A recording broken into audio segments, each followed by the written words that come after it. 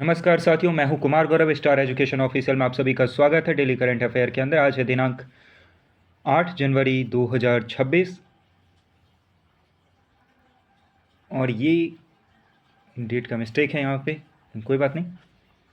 आज मनाए जाने वाले कुछ मुख्य खबर और कुछ मुख्य समाचारों के ऊपर एक नज़र डालते हैं। 8 जनवरी को पृथ्वी घूर्णन दिवस मनाया जाता है, यानी अर्थ रोटेशन डे सेलिब्रेट किया जाता है। यह हर साल 8 जनवरी को मनाया जाता है। आज के दिन ये फ्रांसीसी भौतिकी वैज्ञानिक थे जिनका नाम था लियोनेल फौकॉल्ट। लियोनेल फौकॉल्ट की 1851 की वर्षगांठ है।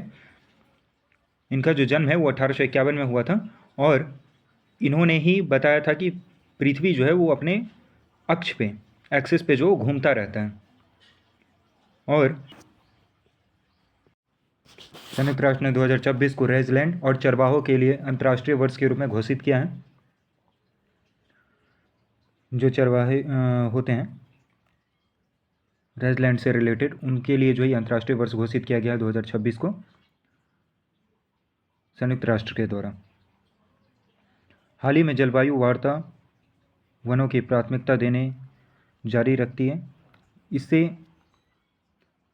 बात पर बहस छिड़ गई कि घास के मैदान को राष्ट्रीय जलवायु योजनाओं और एनडीसी में क्यों एकीकृत किया जाना चाहिए।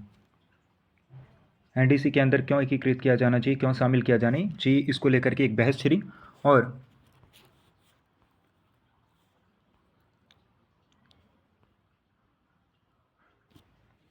घास के मैदान क्या होते हैं, पहले इसको जानते हैं। घास का मैदान खुले पारिस्थितिक तंत्र है जिसमें घास का प्रभुत्व होता है, यानी एक ऐसा क्षेत्र जिसमें पूरा घास ही घास दिखे लंबे क्षेत्रफल में, जहाँ पे पेड़ बहुत ही कम, एक का दुक्का देखने को कहीं पे मिले, उसे ग्रासलैंड के रूप में काउंट किया जाता है। जिसमें कुछ या कोई पेड़ नहीं होते, जो शवान, जैसे सवाना है, सवाना का क्षेत्र है, स्टिप्स हैं, प्रेयरी, रेजलैंड है, दक्षिण अफ्रीका और जो अमेरिका, उत्तरी अमेरिका का जो क्षेत्र है उस एरिया में जो ये घास का क्षेत्र पड़ता है, वे पृथ्वी की भूमि की सतह के 40% को कवर करते हैं।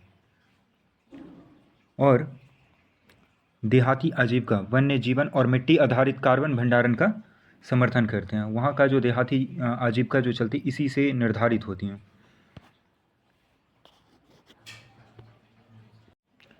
नेक्स्ट न्यूज़ है आपका संगम कुमार साहू। इनको जो है पटना उच्चतम न्यायालय का मुख्य न्यायाधीश का शपथ दिलाया गया है। इनका नाम याद रखेंगे, संगम कुमार साहू। ये उच्चतम न्यायालय के मुख्य न्यायाधीश के रूप में शपथ लिए हैं और इनको जो शपथ दिलवाते हैं वो कौन दिलवाते हैं? राज्यपाल। और बिहार के राज्यपाल अभी कौन है? आरिफ मोहम्मद खान। इन्होंने गोपनीयता की शपथ दिलाई है इनको 2 जुलाई 2014 को उड़ीसा उच्च न्यायालय के न्यायाधीश के रूप में पदोन्नत किया गया था इनको, और अब ये बिहार के जो है मुख्य न्यायाधीश होंगे। हम लोग जानते हैं कि किसी भी उच्च न्यायालय की जो मुख्य न्यायाधीश की नियुक्ति होती है उसकी नियुक्ति कैसे की जाती है। सुप्रीम कोर्ट में एक कॉलेजियम होता है, मतलब एक ग्रुप, समूह होता है, जिसको सीजेआई यानी चीफ जस्टिस ऑफ इंडिया जो होते हैं वो प्लस 4 वरिष्ठतम जो है सुप्रीम कोर्ट के न्यायाधीश इसके अंदर इंक्लूडेड होते हैं। इनकी सिफारिश करता है कि किनको जो है सो उच्चतम न्यायालय का मुख्य न्यायाधीश नियुक्त किया जाना चाहिए, और फिर इसको कानून मंत्रालय के द्वारा, लॉ मिनिस्ट्री के द्वारा जो है इसे प्रधानमंत्री को भेजा जाता है, और प्रधानमंत्री राष्ट्रपति को सलाह देते हैं, और तब जाकर के राष्ट्रपति स्पष्टीकरण मांग सकती है, लेकिन अनिश्चित काल के लिए जो उसको अस्वीकार नहीं कर सकती। सरकार इसके ऊपर जो है ना कोई भी तरीके का जो है स्पष्टीकरण उस न्यायाधीश से रिलेटेड मंगवा सकता है, लेकिन ये नहीं कह सकता कि इस व्यक्ति को ही क्यों बनाया गया है, इसको अस्वीकार नहीं किया जा सकता। शपथ और कार्यकाल की बात करें तो अनुच्छेद 219 के तहत जो है शपथ दिलाई जाती है, और इनकी जो आयु सीमा होती है कार्यकाल की वो 62 वर्ष की होती है। 62 वर्ष तक ये सेवानिवृत्त होते हैं। अनुच्छेद 217 सब आर्टिकल 1 के अंदर। रक्षा अनुदान संधान एवं विकास संगठन ने दूर दराज के क्षेत्रों में सैनिकों के लिए जो है पोर्टेबल विलवनीकरण प्रणाली विकसित की है। ये एक इलेक्ट्रॉनिक मशीन है, इसके द्वारा जो है पानी को प्योरीफाई किया जाएगा, यानी पीने लायक बनाया जाएगा। इसे DRDO ने विकसित किया है। सैनिकों के एक छोटे समूह की पीने की पानी की ज़रूरत को पूरा करने के लिए एक पोर्टेबल जल अलवणीकरण गैजेट विकसित किया गया है। ये समुद्री जल विलवनीकरण प्रणाली है, जिसमें क्या होगा कि जो समुद्र का खारा पानी होता है उसको प्योरीफाई किया जाएगा और उसे पीने लायक पानी में कन्वर्ट करके दे दिया जाएगा। इसे मैनुअल रूप से भी संचालित किया जा सकता है और या इंजन के द्वारा भी चलाया जा सकता है। ये दोनों तरीके से चलाया जाता है। मैनुअली यानी हाथ से भी इसको ऑपरेट कर सकते हैं और दूसरा इंजन लगा करके भी इसको ऑपरेट किया जा सकता है। इसको जो डेवलप किया गया है वो जोधपुर रक्षा प्रयोगशाला जोधपुर के द्वारा जो इसे डेवलप किया गया है, तो इसे याद रखेंगे। अगर पूछा जाए कि इसे किसके द्वारा डेवलप किया गया तो रक्षा प्रयोगशाला जोधपुर द्वारा जो इसको डेवलप किया गया है।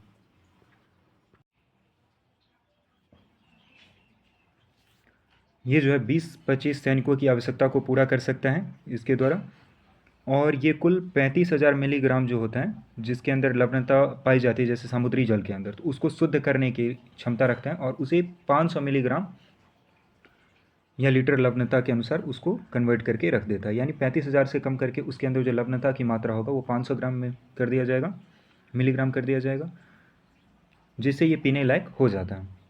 स्वदेश का मैनुअल संस्करण एक ही व्यक्ति द्वारा ले जाया जा सकता है और 10-12 कर्मियों के समूह की आपातकालीन आवश्यकताओं को पूरा कर सकता है। ये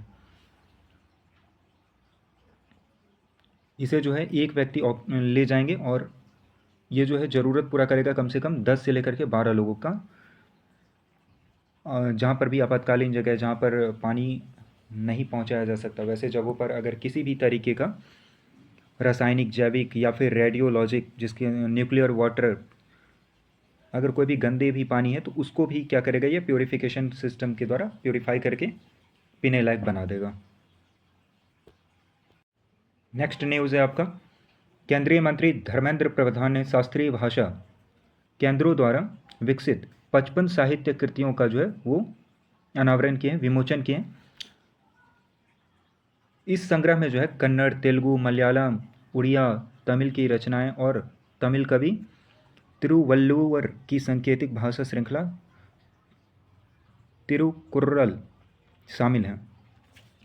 2024 में मोदी सरकार ने आधिकारिक तौर पर मराठी, पाली, प्राकृत, असमिया और बंगाली जैसे 5 अतिरिक्त भाषाओं को शास्त्रीय भाषा का दर्जा प्रदान किया गया है। वर्तमान में जो है सो कुल शास्त्रीय भाषा कितना है, अगर आपसे कोई पूछ ले तो भारत में अभी जो कुल शास्त्रीय भाषा वो 11 है। ठीक है, तो ये याद रखिएगा, भारत में कुल अभी शास्त्रीय भाषा कितने इंक्लूडेड हैं, 11 शास्त्रीय भाषा हैं, जिसमें से 2024 में मोदी सरकार ने 5 इसके अंदर इंक्लूड किया था। उसमें था पहला मराठी, दूसरा पाली, तीसरा प्राकृत भाषा, चौथा असमिया और पांचवा बंगाली। ये 5 अतिरिक्त भाषाओं को शास्त्रीय भाषा का दर्जा प्रदान किया गया था 2024 में, ये भी याद रखेंगे। फिर नेक्स्ट है 6 भारतीय भाषा जो पहले से इसमें इंक्लूड है, वो है तमिल, संस्कृत, कन्नड़, तेलुगु, मलयालम और उड़िया।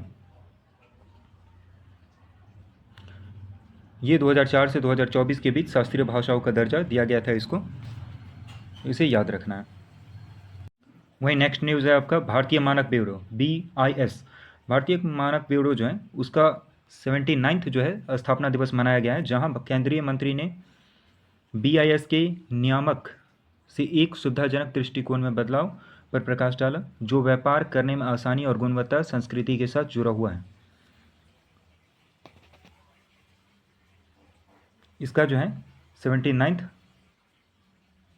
इस्टेब्लिशमेंट डे जो है सेलिब्रेट किया गया है। ये जो है उपभोक्ताओं की सुरक्षा और वैश्विक प्रतिस्पर्धा बढ़ाने के लिए वस्तुओं और सेवाओं को मानकीकरण, प्रमाणन और हॉलमार्किंग जैसी गुणवत्ता आश्वासन के लिए जिम्मेदार है। इसकी जो स्थापना किया गया था, ये जो है वस्तुओं की उपभोक्ताओं की सुरक्षा के लिए बनाया जाता है। और इसकी अगर स्थापना देखा जाए तो इसकी स्थापना जो 1987 में 1 अप्रैल 1987 को लागू हुआ था। वर्तमान में BIS अधिनियम 2016 के तहत इसे लागू किया जाता है। और अगर इसकी मुख्यालय देखें तो इसकी मुख्यालय दिल्ली के अंदर है, नई दिल्ली में।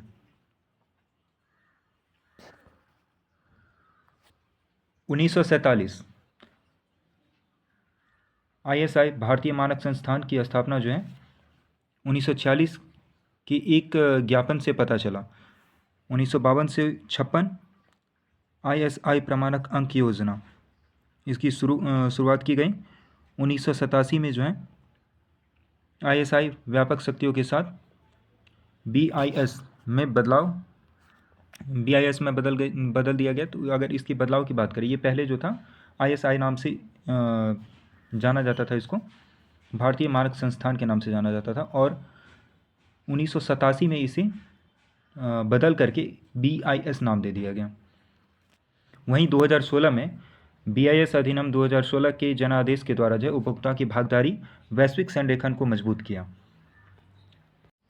वहीं अगर बात करें तो भारतीय मानक ब्यूरो BIS के जो 79वां स्थापना दिवस सेलिब्रेट किया गया, केंद्रीय मंत्री ने जो नई दिल्ली में सेलिब्रेट किया था, वहाँ पर साइन योजना की भी शुरुआत की गई है। साइन योजना के बारे में थोड़ा जानते हैं। ये standards help inform and nurture empowered women, इसका जो है पूरा नाम होता है। भारतीय मानक ब्यूरो की एक नई योजना है यह महिलाओं को भारत की गुणवत्तापूर्ण यात्रा के केंद्र में रखता है। महिलाओं के ज्ञान को सशक्त बनाने, परिवार की रक्षा करता और आजीविका को मजबूत करता है इसके द्वारा। इसके माध्यम से जो है BIS घरों, स्वयं सहायता समूहों और समुदायों के भीतर मानकों, सुरक्षा, गुणवत्ता के बारे में जागरूकता फैलाता है।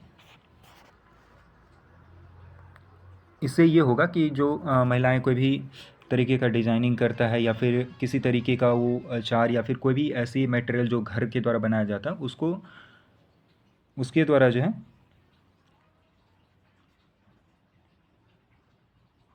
महिलाओं को भारत के अंदर गुणवत्तापूर्ण यात्रा के केंद्र में रखा जाएगा।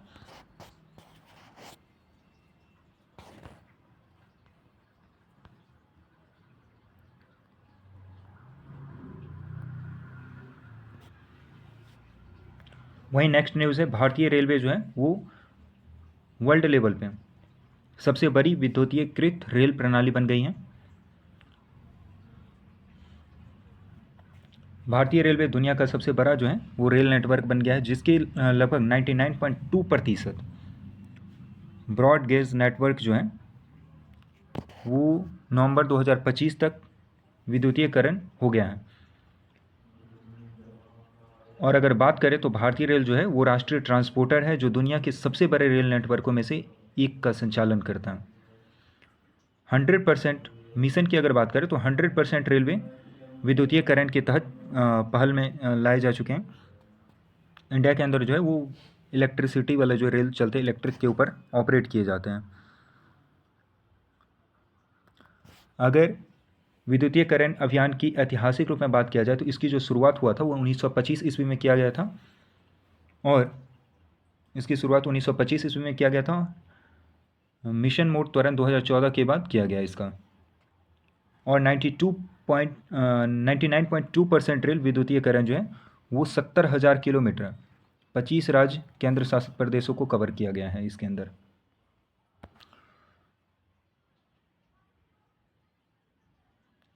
और सौर ऊर्जा की बात करें इसके अंदर तो 3.7 मेगावाट 898 मेगावाट के आसपास जो है सौर ऊर्जा का खपत है इसके अंदर। वहीं नेक्स्ट न्यूज़ है, भारतीय राष्ट्रीय राजमार्ग प्राधिकरण NHAI ने 6 लेन वाले बेंगलुरु कडप्पा विजयवाड़ा आर्थिक गलियारे के वनावोल वंकरकुटा खंड पर विटुमिन्स कंक्रीट बिछाने के लिए 2 गिनीज वर्ल्ड रिकॉर्ड हासिल किए हैं। ये जो है टोटल 29 लेन किलोमीटर यानी 24 घंटे के भीतर लगातार बिछाई गई है। और 24 घंटे के भीतर लगातार बिछाए गए बिटुमिन कंक्रीट की ये सबसे अधिक मात्रा। वहीं 343 किलोमीटर लंबा जो है ये बेंगलुरु कडप्पा विजयवाड़ा आर्थिक गलियारा जो बनाया गया है ये कर्नाटक और आंध्र प्रदेश के बीच अंतर्राज्यीय संपर्क को मजबूत करेगा। यह तेज, सुरक्षित और निर्बाध गतिशीलता के माध्यम से व्यापार, पर्यटन और क्षेत्रीय आर्थिक विकास का भी समर्थन करेगा। साथ ही NH 544G के वनावोलू वंकराकुंटा ओडलापल्ली खंड पर जो है वर्तमान में गिनीज वर्ल्ड रिकॉर्ड के 2 और प्रयास चल रहे हैं। द्वीपीय नवीनतम समाचार। सागर द्वीप ये जो है ये पश्चिम बंगाल के मुख्यमंत्री ने हाल ही में सागर द्वीप को मुख्य भूमि से जोड़ने के लिए मोड़ी गंगा नदी पर जो 5 किलोमीटर लंबे पुल की आधारशिला रखी है। अगर सागर द्वीप के बारे में थोड़ा बहुत जाने, सागर द्वीप जिसे गंगा सागर के नाम से भी जानते हैं, सागर द्वीप के नाम से भी इसे जाना जाता है। पश्चिम बंगाल में गंगा डेल्टा में यह स्थित है। इसका लोकेशन पश्चिम बंगाल के गंगा डेल्टा में है और यह कोलकाता से लगभग 100 किलोमीटर दक्षिण में। यह दक्षिण में 24 परगना जिले का हिस्सा है और साथ में इसमें अगर देखा जाए तो कुल 43 गांव शामिल है। अगर बात किया जाए तो यह जो है हुगली नदी जो कि गंगा नदी का सहायक नदी है उसके मुहाने पर स्थित है, जिसकी एक भुजा इसे मुख्य भूमि से पूर्व में अलग कर देती है। हालांकि अगर बात किया जाए सागर द्वीप सुंदरबन का ये एक हिस्सा है, लेकिन इसके अंदर कोई बाघ निवास या मैनग्रोव वन या कोई जो है छोटी नदी सहायक नदी नहीं है, जैसे कि समग्र सुंदरबन डेल्टा की विशेषता के अंदर देखा जाता है। राष्ट्रीय युवा दिवस से पहले 11 जनवरी को जो है लंच पे चर्चा करेंगे दिल्ली के मुख्यमंत्री। जो दिल्ली की मुख्यमंत्री अभी फ़िलहाल में रेखा गुप्ता जी, वो एक लंच पे चर्चा करेंगे दिल्ली के अंदर 11 जनवरी को। ये उसके अंदर जो है जो युवा लोग होंगे उनसे ये बातचीत करेंगे।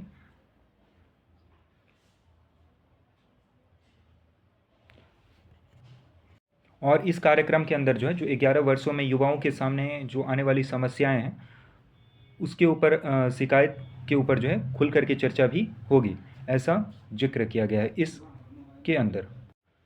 वहीं नेक्स्ट न्यूज़ है, असम के राज्यपाल ने संस्कारशाला का शुभारंभ किया है जो मूल्य आधारित शिक्षा पर जोर देता है। असम के राज्यपाल अभी जो हैं लक्ष्मण प्रसाद आचार्य ने गुवाहाटी के लोहिया लाइन्स सभागार में संस्कारशाला का उद्घाटन किया है। यह कार्यक्रम जो है वो 4 से 14 वर्ष की आयु के बच्चों के लिए बनाया गया है और औपचारिक स्कूली शिक्षा के साथ साथ मूल्य आधारित शिक्षा पर केंद्रित किया गया है इसको। वहीं नेक्स्ट न्यूज़ है आपका गुट्टूर राष्ट्रीय सरस मेला 2026 की मेज़बानी करेगा ये गुट्टूर राष्ट्रीय सरस मेला। गुट्टूर आंध्र प्रदेश 6 जनवरी से 18 जनवरी 2026 तक प्रतिष्ठित राष्ट्रीय स्तर के सरस मेला की मेज़बानी करेगा। और अगर सरस मेल को देखें तो सरस मेला एक प्रमुख पहल है जिसका उद्देश्य अस्थायी आजीविका के माध्यम से महिला SHG सदस्यों को आर्थिक सशक्तिकरण बनाना है।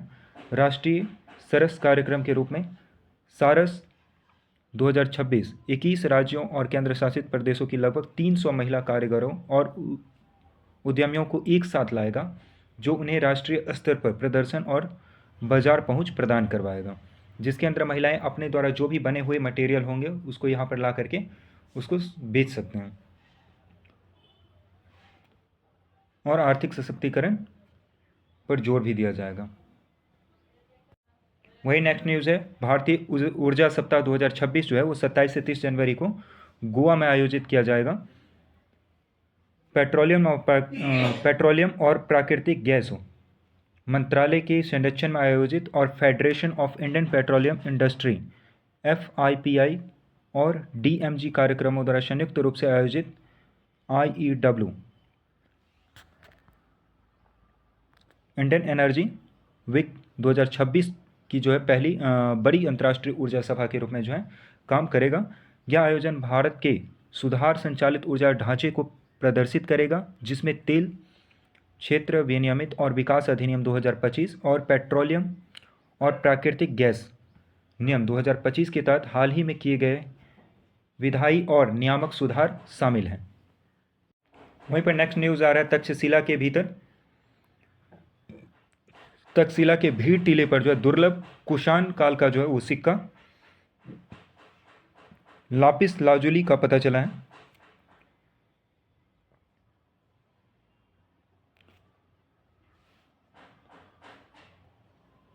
यहाँ पर जो है बड़े बड़े स्कॉलर पढ़ चुके हैं तक्षशिला के अंदर, और आप लोगों को कमेंट में बताना कि तक्षशिला कहाँ है, कहाँ स्थित है। अच्छा, ये जो इंडियन अर्थशास्त्र जो लिखे थे उन्होंने भी तक्षशिला से ही पढ़ाई किया था, उनका नाम क्या था ये भी आप लोग कमेंट बॉक्स में बताएंगे। इसको जो है तक्षशिला के पास यूनेस्को द्वारा जो है सूचीबद्ध एक स्थल की खुदाई के दौरान दुर्लभ सजावटी पत्थर और सिक्के मिले हैं, जो व्यापक प्राचीन सभ्यता की सबसे पुरानी शहरी बस्ती का एक दुर्लभ दृश्य प्रदान करता है, जो ये बताता है कि यहाँ पर जो है पहले व्यापार होता था।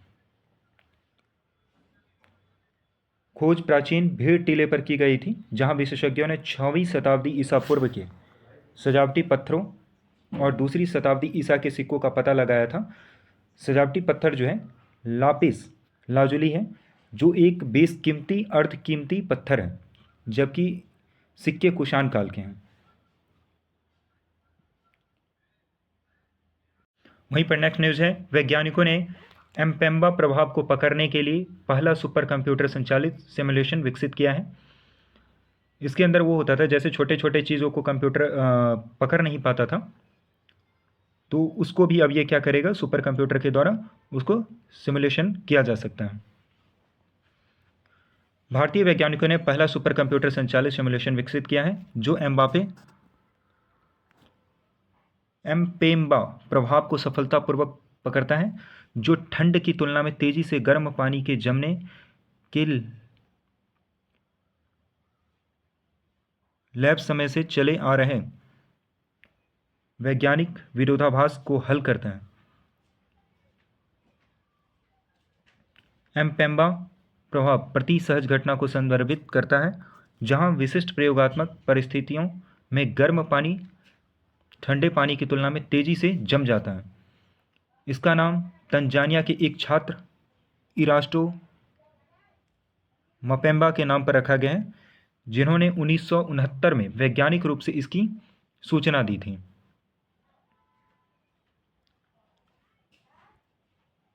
अगर ये पूछ लिया जाए कि इसको किसके नाम पे रखा गया है, तो तंजानिया का एक स्टूडेंट था जिसका नाम था इरास्टो मपेम्बा, उनके नाम पर जो है इसका नाम रखा गया है।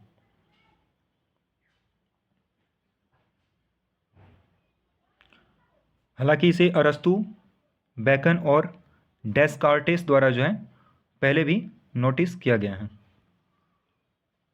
वही नेक्स्ट न्यूज़ है, British junior open squash Anahat Singh ने महिला अंडर 19 में रजत पदक जीता है। स्क्वैश में शीर्ष वरीयता प्राप्त करने वाली खिलाड़ी Anahat Singh British junior open squash championship 2026 में महिलाओं की अंडर 19 फाइनल में रजत पदक जीता है इन्होंने।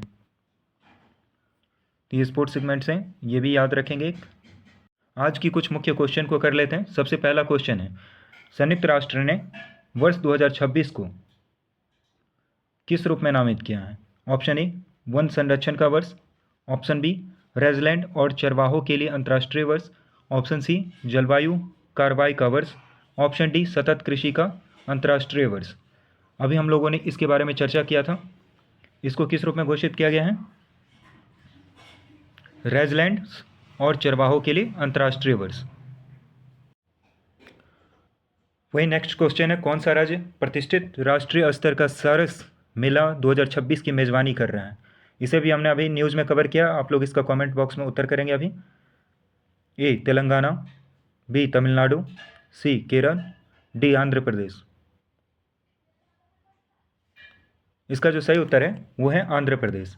आंध्र प्रदेश के अंदर जो है वो सरस मेला का 2026 का जो मेज़बानी कर रहा है ये। आज का जो नेक्स्ट क्वेश्चन है वो है, वर्तमान में भारत में कितनी भाषाओं को आधिकारिक शास्त्रीय भाषा का दर्जा दिया गया है? Option A 6, option B 8, option C 11, option D 22। ये आप लोग कमेंट बॉक्स में बताएंगे। इसे कल के लिए रखते हैं, कमेंट बॉक्स में इसका आप लोग उत्तर कर देंगे।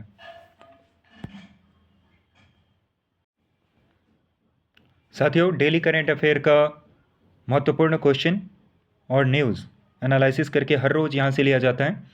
अगर आप चैनल पर नए हैं और यहाँ तक आ चुके हैं तो चैनल को सब्सक्राइब कर लीजिएगा, और कोई पढ़ने वाले अगर साथी हैं तो उनके साथ भी इसको साझा कर लीजिएगा। और किसी भी तरीके का क्यूरी हो तो आप मुझे उसे कमेंट बॉक्स में बता सकते हैं।